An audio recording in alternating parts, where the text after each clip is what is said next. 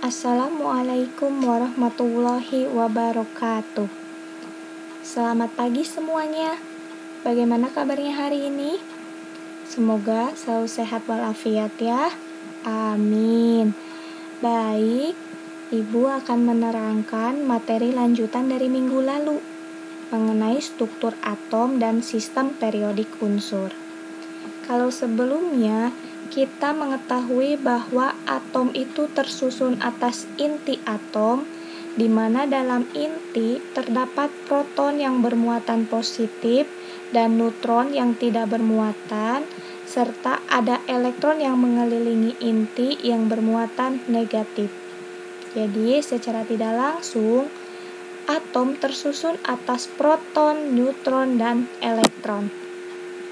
Kalau sebelumnya kita belajar sudah sampai sini, maka sekarang kita akan belajar mengenai notasi unsur. Di mana notasi unsur adalah penulisan unsur dengan lambang unsurnya yang disertai dengan nomor massa dan nomor atom. Perhatikan yang ada di kotak ini.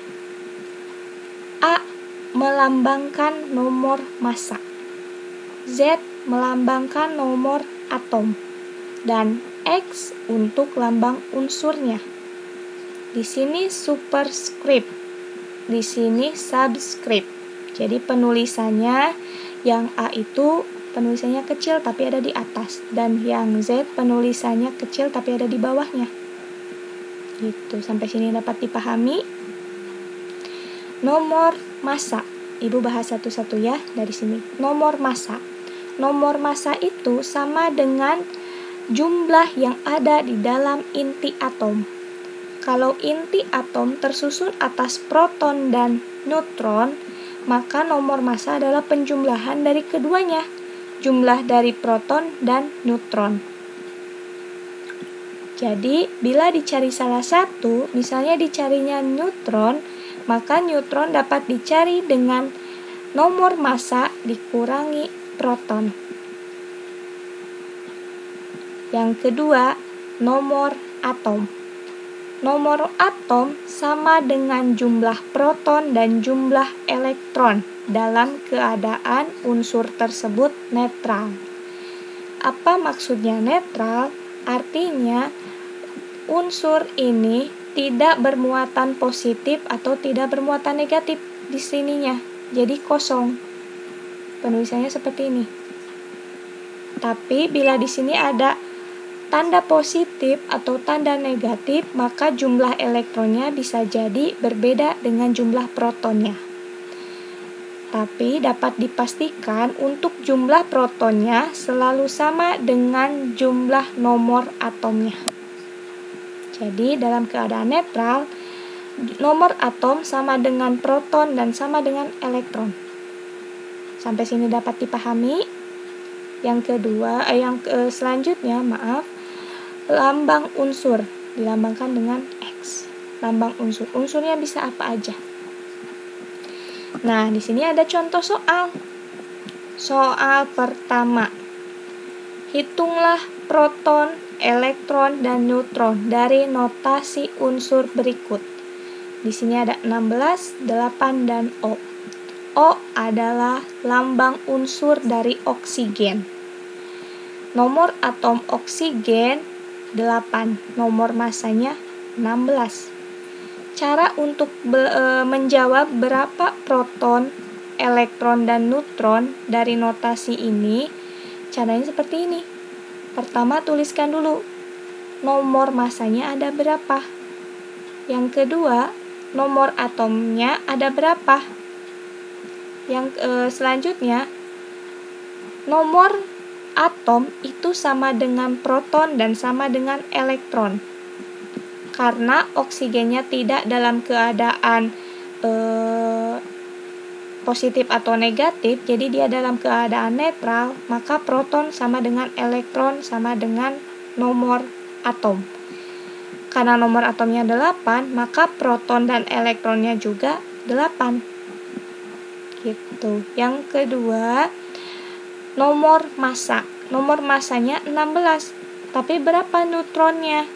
Nah, tadi sudah Ibu katakan di sini. Neutron itu dapat dicari dengan nomor massa dikurangi proton. Itu artinya nomor massa ini dikurangi protonnya. Karena nomor massanya di sini tertulis 16 dengan protonnya dia 8. 16 kurangi 8 sama dengan 8. Sampai sini dapat dipahami? Contoh soal yang kedua. Berapakah nomor atom dan nomor massa unsur berikut, serta tuliskan pula notasi unsurnya. Nah, bila Ibu memberikan soal seperti ini, unsurnya Y, jumlah protonnya 35, jumlah elektronnya 35, dan jumlah neutronnya 45. Maka pertama yang ditulis adalah tentukan dulu nomor atomnya berapa. Nomor atom itu sama dengan proton sama dengan elektron. Kalau protonnya dia 35 dan elektronnya juga sama 35, maka nomor atomnya 35. Dan nomor massa itu lambangnya A. Nomor massanya berarti jumlah antara proton dengan neutron. Protonnya 35, neutronnya 45. 35 tambah 45 sama dengan 80. Sampai sini dapat dipahami? Dan bagaimana penulisan notasinya? Nah, yang ditulis di bagian atas apa? Nomor massa atau nomor atom? Nomor massa. Nomor massanya 80, berarti ditulis di atas 80. Di bagian bawahnya 35, baru ditulis lambang unsurnya, yaitu Y.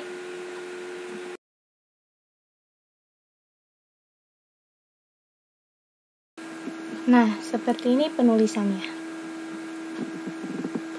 Selanjutnya, contoh soal yang ketiga.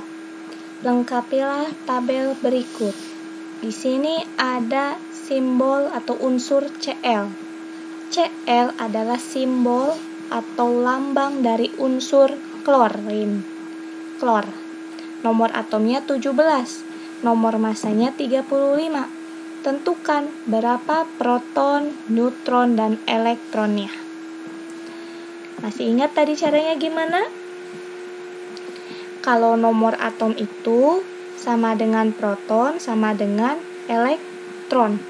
Karena Cl-nya dia tidak bermuatan positif atau negatif di atasnya, maka nomor atom sama dengan proton sama dengan elektron. Nomor atomnya 17, maka protonnya juga 17 dan elektronnya juga 17. Sedangkan nomor massa, untuk menentukan neutron, nomor massa dikurangi proton. 35 dikurangi 17 sama dengan 18. Gitu. Dapat dipahami? Lanjut. Nah, ini baru ke susunan ion.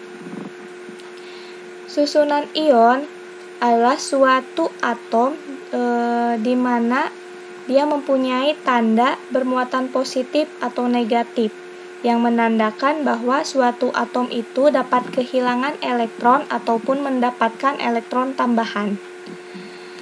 Atom yang kehilangan elektron akan bermuatan positif di atasnya, dan atom yang mendapatkan elektron tambahan akan memiliki muatan negatif di atasnya.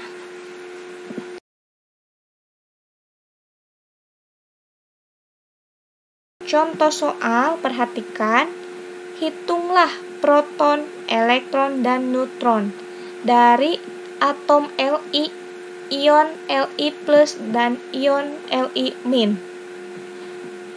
Dengan diketahui notasi unsur dari atom tersebut, di mana atom Li itu adalah litium, seperti ini notasi unsurnya.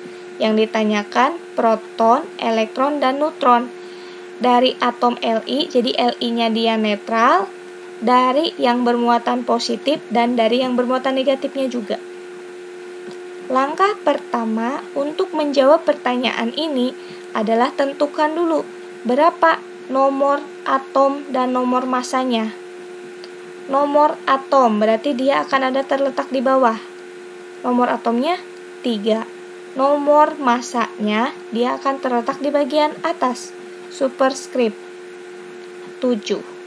Setelah kita menemukan nomor atom dan nomor masanya, maka kita akan menemukan dengan mudah berapa proton, elektron, dan neutron untuk atom Li. Benar kan? Karena caranya sama seperti yang ada di slide sebelumnya. Tapi bagaimana untuk yang menemukan proton, elektron, dan neutron dari ion Li+ dan ion Li-.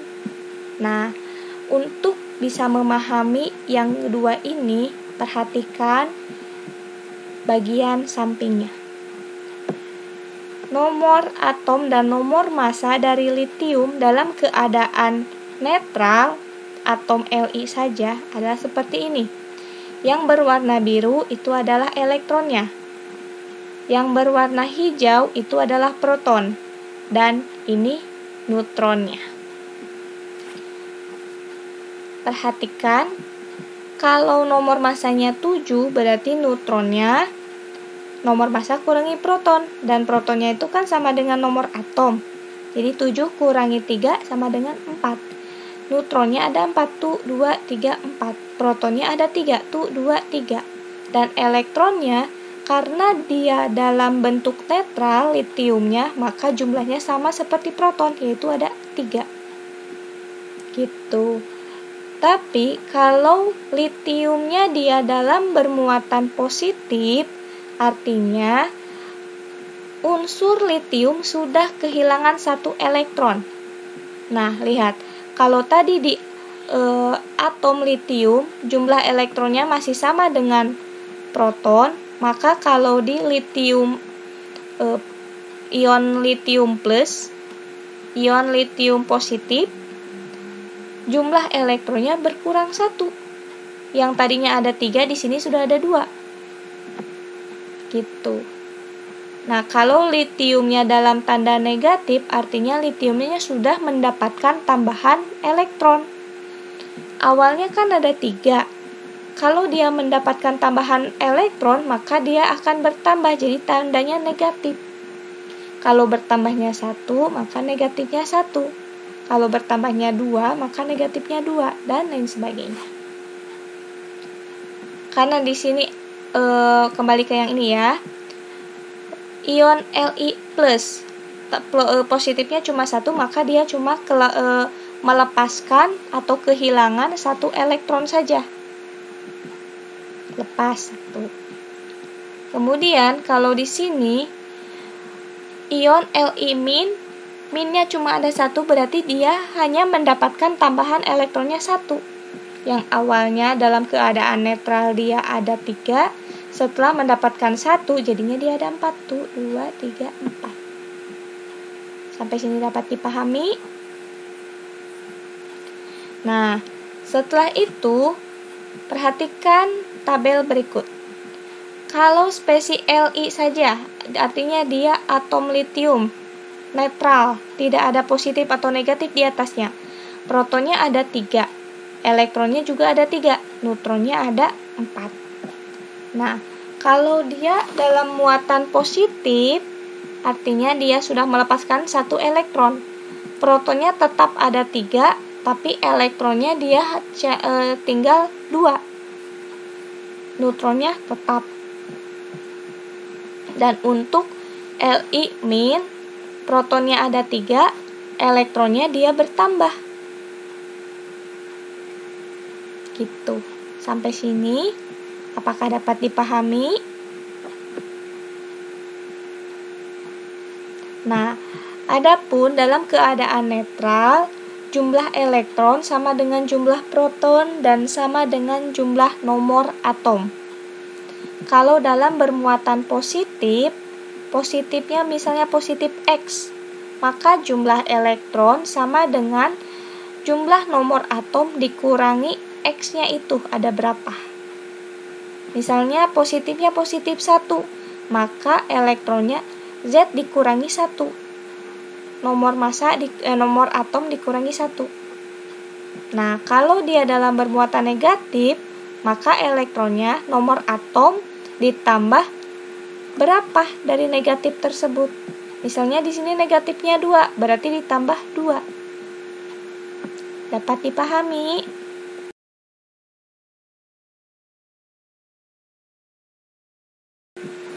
Isotop, isobar, isoton. Perbedaan dari ketiga ini, perhatikan, isotop itu untuk jumlah proton yang sama. Misalnya, ada beberapa contoh unsur dari satu unsur yang sama. Ini karbon, karbon, karbon. Protonnya sama, itu artinya nomor atomnya sama. Nomor atomnya 6, ini juga 6, ini 6. Maka dia termasuk isotop. Kalau isobar, jumlah nomor masanya yang sama. Nah, kalau penulisan notasinya kan seperti ini, maka lihat yang bagian atasnya. Kalau yang bagian atasnya sama, maka dia termasuk isobar, meskipun unsurnya berbeda. Ya. Nah, kalau tadi untuk isotop, kalau nomor atomnya sama, otomatis unsurnya juga akan sama. Gitu. Tapi kalau isobar, asal nomor masanya sama, terserah nomor atomnya berbeda juga tidak apa-apa, yang penting nomor masanya sama. Gitu. Itu namanya isobar. Tapi kalau isoton, itu adalah jumlah neutronnya yang sama. Nah, perhatikan dari yang ini. Natrium dan magnesium. 23 dan 11 dan 24 dengan 12. Neutron itu kan diperoleh dari nomor massa dikurangi proton. Proton itu sama dengan nomor atom. Jadi, nomor massa dikurangi nomor atom. 23 dikurangi 11 sama dengan 12. Dan yang ini perhatikan, 24 dikurangi 12 sama dengan 12. Di sini neutronnya 12, di sini neutronnya juga 12. Karena mereka sama-sama memiliki jumlah neutron yang sama, jadinya mereka termasuk isoton. Dapat dipahami? Lanjut.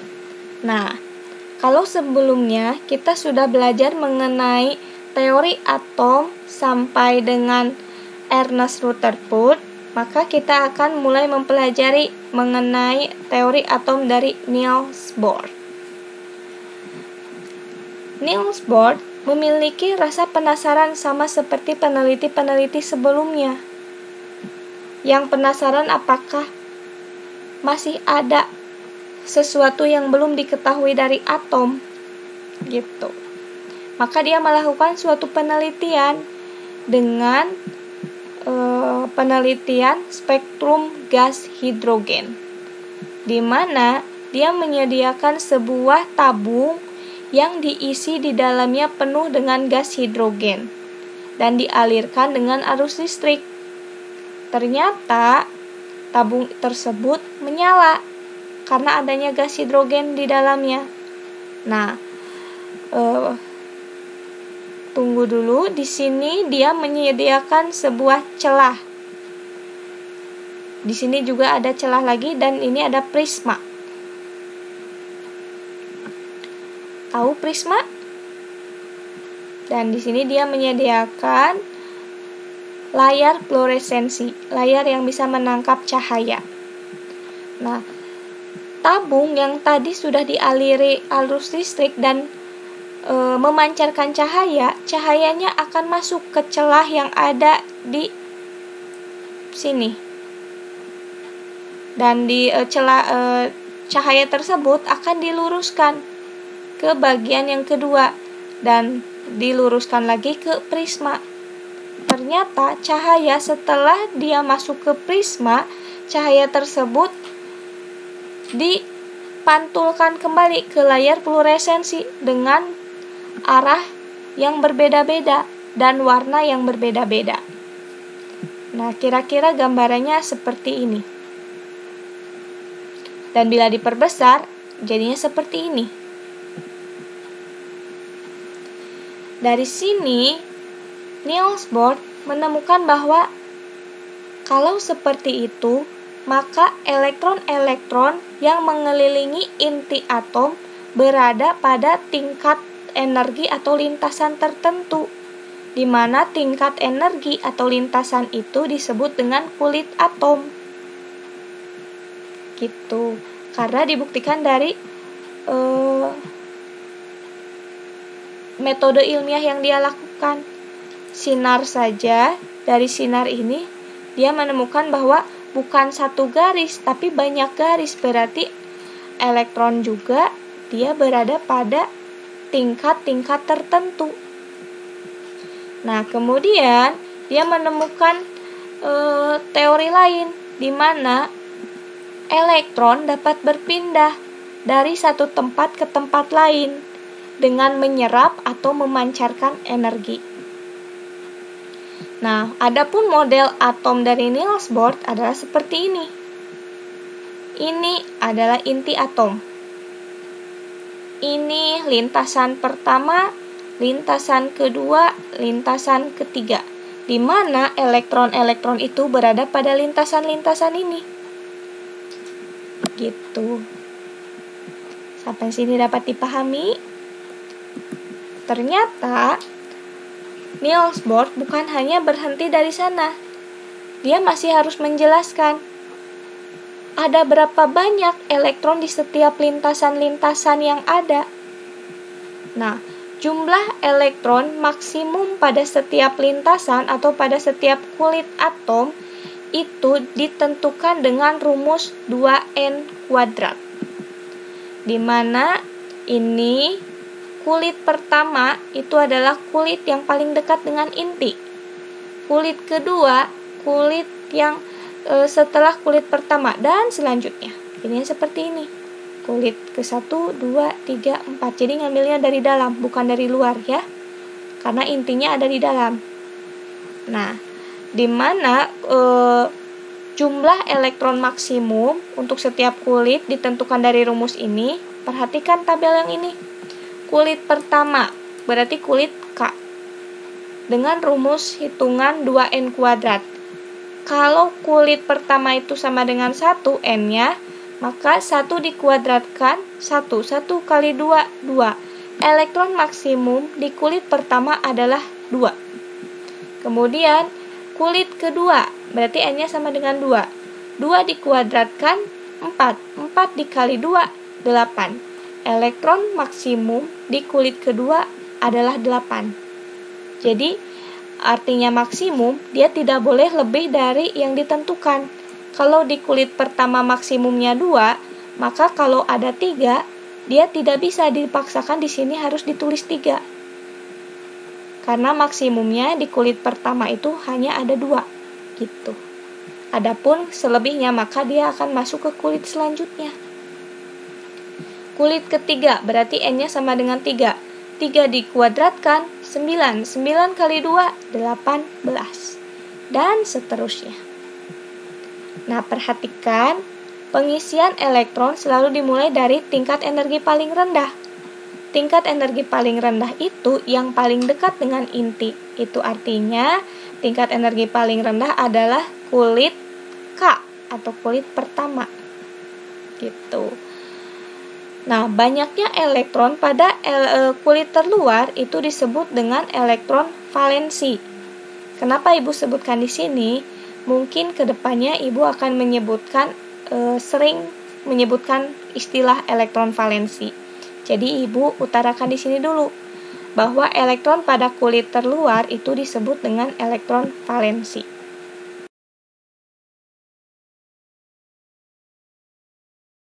Perhatikan di sini, konfigurasi elektron dari beberapa atom. Konfigurasi itu nama lainnya distribusi elektron. Nah, atom H itu punya nomor atomnya 1. Maka elektron yang tersebarnya hanya di kulit pertama. Kenapa? Karena cuma ada satu.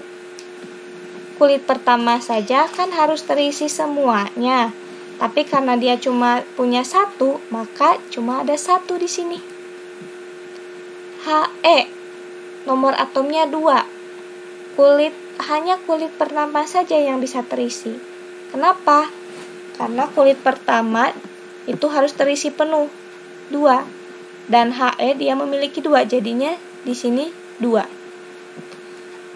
Li, litium, nomor atomnya 3. Nah, kulit yang terisi, kulit pertama kan maksimumnya 2. Nah, dia tidak bisa dipaksakan kan? Maka satunya disimpan di kulit selanjutnya. 1. Gitu. Selanjutnya, neon. Neon nomor atomnya 10. Kulit pertama harus terisi maksimum 2. Dan kulit kedua maksimumnya 8. 2 tambah 8, 10. Maka di sini sudah sesuai. Gitu.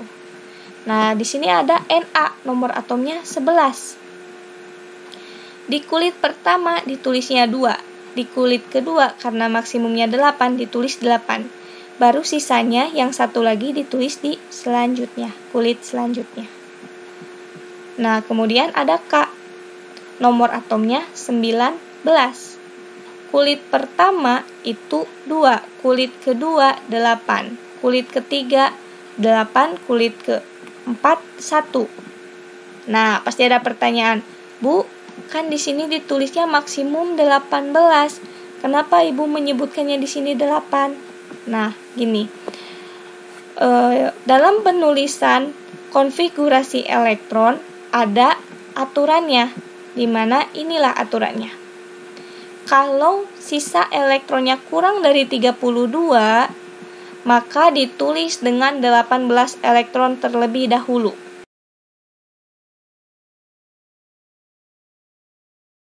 Karena tadi di sini 18 itu ada di kulit keberapa? Di kulit ketiga. Kalau kulit ketiga dia tidak bisa 18, maka dia harus diisi dengan 8 lebih dahulu. Baru setelah 8 diisi dengan sisanya berapa. Nah, di sini perhatikan yang K itu kan ada 19. Ada 2, 8, dan sisanya ada 9. Karena di kulit ketiga ini kan M di sini.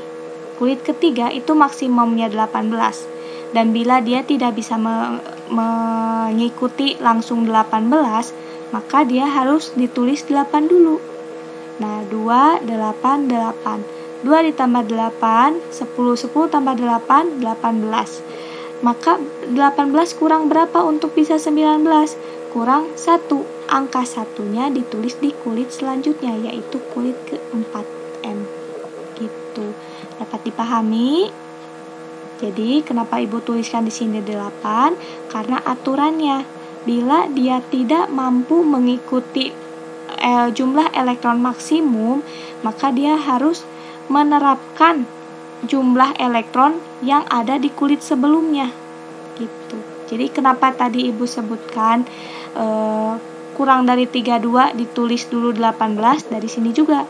Bila kurang dari 32, tulisnya 18 dulu, meskipun dia ada di kulit keempat. Gitu. Kalau dia di kulit ketiga kurang dari 18, maka ditulisnya 8, meskipun dia ada di kulit ketiga. Gitu. Dapat dipahami?